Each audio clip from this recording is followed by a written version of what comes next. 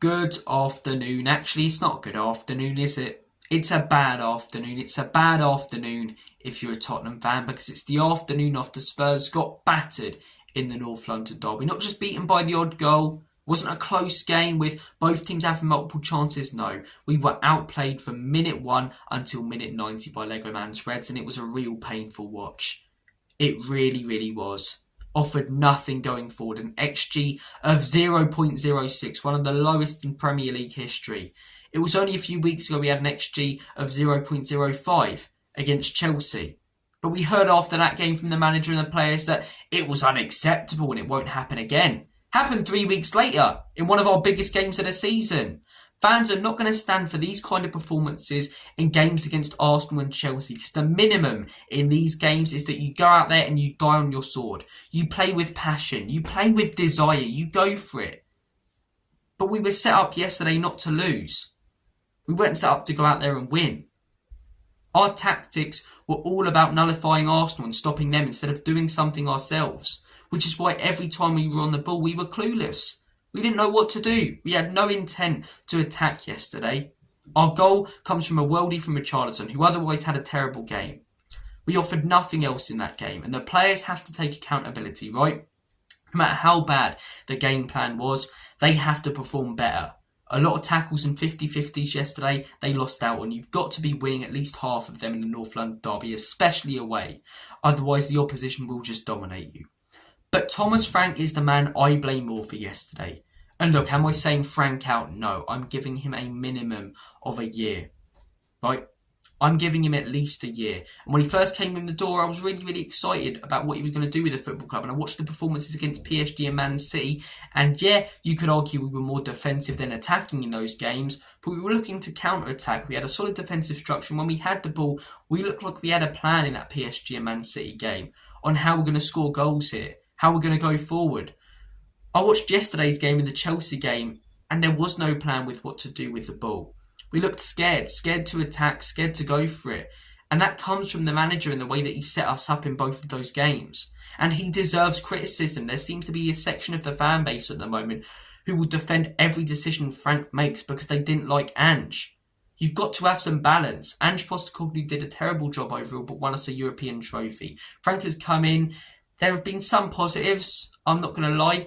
You know, I can't just make out because I'm angry now that it's all been negative. There have been some positives. I think he started really well. But the last few weeks, things have been really poor. And we can't just say when things go well that it's Frank's genius. And when things go badly, it's we haven't got the players. We could definitely do with better players. And that's why I will judge Frank in a year and next season when he's had another transfer window. He's got the likes of Kulusevski, Madison and Solanke back. And then if we see this defensive football and these kind of results, I'm not going to accept it. But right now I'm willing to give him time. But at the same time, I am definitely willing to criticise him. And I will for yesterday because his tactics were horrific. A back three, I was happy to see it. But if you're going with a back three, okay, especially with one striker up top and two wingers, you're relying on your fullbacks to create opportunity. So play your most attacking fullback. Pedro Porro is the best crosser at the football club, the most creative player right now that's fit in the team. And he's benched. He's benched. I don't get it. I said in my tactical preview, the formation for me would be 3-5-2. I think you've got to pack out that midfield with at least 3 midfielders, because otherwise you'll get run over. Because Paulinho and Bentancur will try and go man for man with Zubimendi and Rice, and it will give Eze space. It's exactly what happened yesterday. We played 2 midfielders instead of 3, which was crazy to do at the Emirates. Eze was given countless, yards of space every time he got the ball in a decent area, and you cannot give that guy the ball on the edge of the box because he's going to put it in the back of the onion bag when he's given some space. Out wide, I said you have to play Porro because in a 3-5-2 or a 3-4-3, you're relying on your wing backs to be the players that create the most chances for you. Who did we play? Udogie and Spence. Not once did Spence go forward. Udogie maybe once in the entire game. The tactics were completely wrong. It was far too safe. It was all about nullifying Arsenal and stopping them instead of doing something ourselves. And when we were on the ball, we just didn't have a clue what to do. We really didn't. The whole reason I've been saying I want to see a back three is because when we play out from the back, we like one of our midfielders, usually Bentancur, to drop in. But then the problem is we're forced to go wide then when we play out, because if we play it to Paulinho, he's going to have 3 or 2 players on him at least. And if we play it out wide, then the opposition can just overload that player and win it off us. That's what happened against Chelsea, right? Bentancur kept dropping into that back three to try and play out. We couldn't play it centrally, so every time we had to play it wide, Chelsea sniffed that out. So their forwards moved out wide, and they just pressed us easily and won it off us after about 10 seconds of having the ball every time we did. And yesterday I was saying play a midfield three, because then you can have that back three, they can press you, but then when you play it into the midfield, yeah, they've got, players with more ability in there, but we've also got some physicality. Play Paulinho, Bentancur and Sarr, it's 3v3, anything can happen. 2v3 though in the midfield yesterday. Taken apart in the middle of the park. That's what allowed them to dominate that game. And out wide again, we had nothing going forward because we're relying on wide players to create chances, and you're not playing our most dangerous wide player. Odegaard and Kudus just had no service in that first half because they constantly had to drop deep. And you know why they had to drop deep? Because the fullbacks were so deep and we only had two midfielders. So we were getting overloaded, so then our wingers have to drop in, and then when it's played to them, they've got their back to goal. You haven't got that Morgan, Gibbs, White or Kulusevski who can, come short, pick up the ball and drive with it, so we lose it. Horrific tactically yesterday from Thomas Frank. Ezehu as well. Why is he saying that? I get that it's tongue-in-cheek, but it was going to come back to bite him on the arse, man. It was. Minus 1,000 aura points. But the guy came into the club, said, I'm going to try and play attacking football. Now, I get why he's not going toe-to-toe with teams at the moment, because we did that last season and look where it got us. I mean, a Europa League, I suppose, but 17th in the table. But I at least want to see us try and counter-attack and go for some top teams, like a little bit. We're playing like a League 1 team or a League 2 team coming up against one of these top teams. And I'm not going to stand for, constantly hearing this manager say every time we lose to a top team, oh, they're great. Yeah, they are. But we're not Charlton Athletic. We're not Stevenage. We're not Wycombe Wanderers. We can attack, It's not like if we commit two players forward, we're going to get counter-attacked and immediately scored on. No. At least go for it a little bit. I'm not asking for high line for life and inverted fullbacks and, go toe-to-toe and get battered 7-0. But we just parked the bus yesterday and we lost 4-1. Because we had no outlet, so every time we would try and play out, they'd win it off us immediately, which allowed them to control the game. With the quality that they have, it was only a matter of time before they scored. And when they scored, their game plan completely went out the window and we were out of it. Completely out of it. The manager tactically got it so wrong yesterday. The players definitely have to take accountability. It's a derby game. And as I say, the 50-50s that they weren't winning, that's down to them. Frank can't coach that. You've got to be winning 50-50s and tackles. You've got to be in your position, which Danzo wasn't for the first goal. When you look at all of those goals, there's at least one player that wasn't positionally aware. And if they are, maybe we don't concede them. But then why are we set up that defensive? When they've got players like Eze, Saka, who can just produce moments of quality, Rice, and break us down.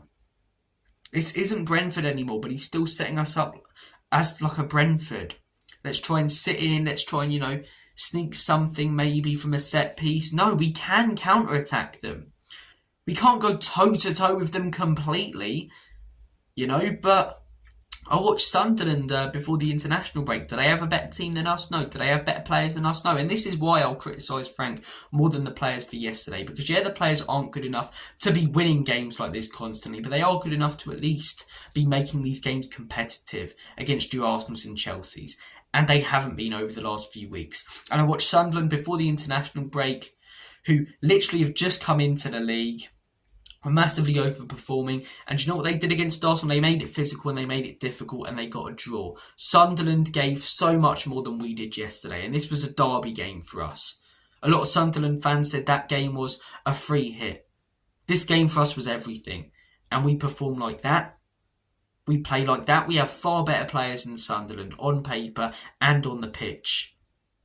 We've got a better manager than Sunderland, I believe. But that manager yesterday set us up more cautiously than Sunderland's did. And that's...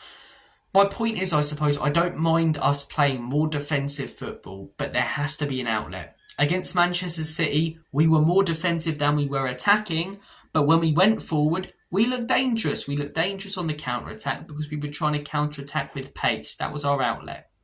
Against PSG, We were looking long, but we played Kudus more centrally so that he could hold the ball up and then play it wide to the fullbacks who would go forward. Yesterday, Kudus was drifting a lot to the left. When he received the ball, there was no outlet because there's no one on the right, so he can't switch play. And if he plays it short to the two midfielders, they're overloaded by the three from Arsenal. It was just tactically so wrong yesterday. Tactically so wrong. XG of 0.06, man.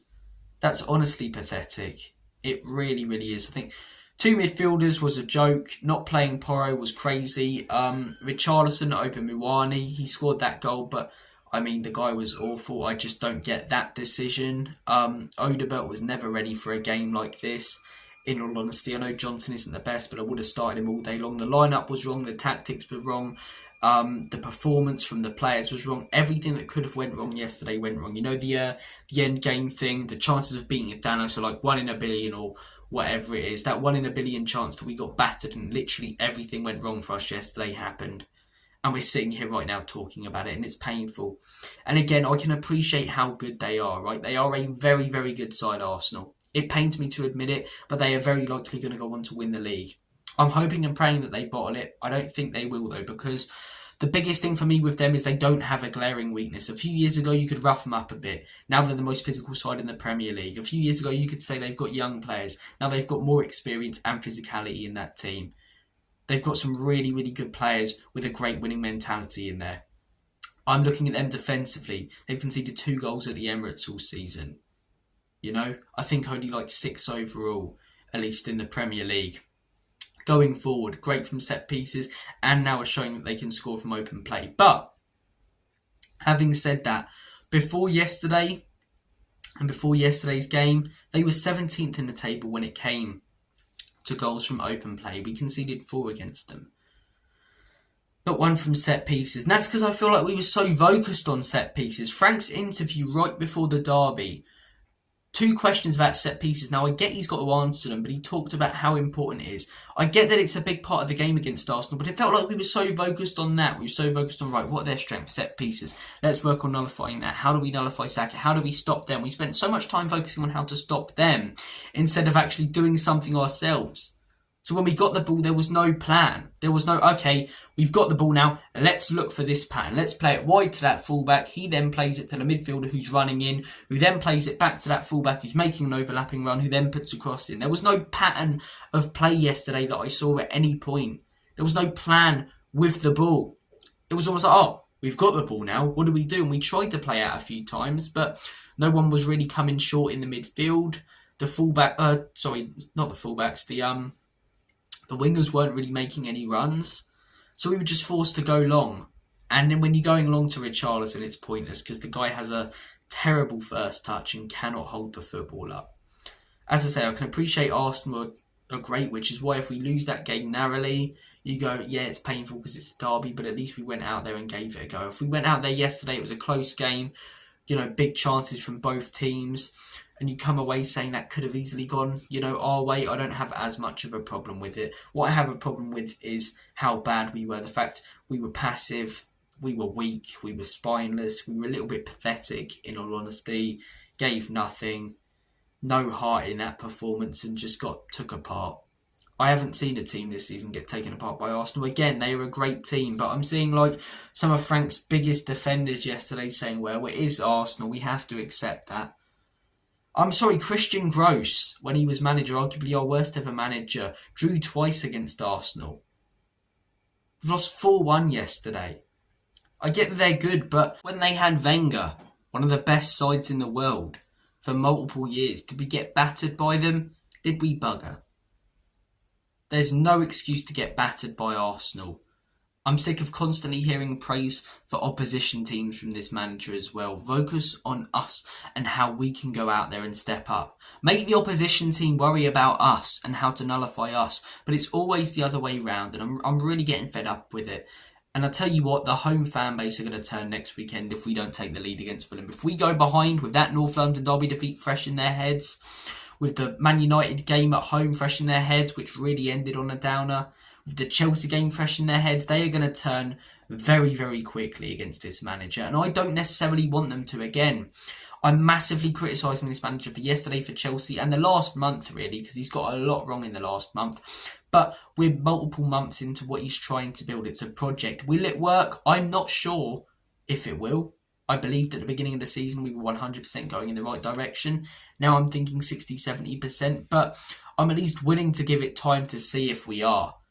I want to see next year what this manager does. He at least deserves a year. I think it's crazy when people talk about sacking managers or getting rid of managers after a few bad performances.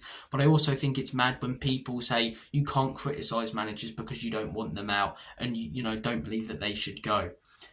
I want Frank to stay. I want him to be successful. Am I 100% believing that he will be? No. But am I still believing he will be more than I don't believe he will? Yeah. I am. I do think when he gets some more attacking players, I think when he has another window, we will see better football and we will move up the table because I do think he's a good manager. People all of a sudden are disrespecting what he's done at Brentford. He took them from being a mid-table championship side into an established Premier League side. Played some beautiful football last season. They were one of the highest scorers in the Prem. Multiple times he's bordered on getting European football with a side that have the lowest net spend in the table. So I'm not going to suddenly just disrespect everything Frank's done and say, oh, we should bring Ange back. Because whilst Ange is a legend in my book, he's also, got more defeats than any other Spurs manager in a season in my lifetime, in probably my dad's lifetime and my granddad's lifetime. So, I'm not going to be saying things like that. I'll judge Frank next year. I'll give him next year. But at the same time, just because of that, that doesn't mean I can't criticise him. I'm going to criticise him. And especially after performances and tactics like that, I'm going to criticise him hugely. Because countless times we've gone up against Arsenal over the years where they've went into that game the better team, on better form. Really just overall better than us.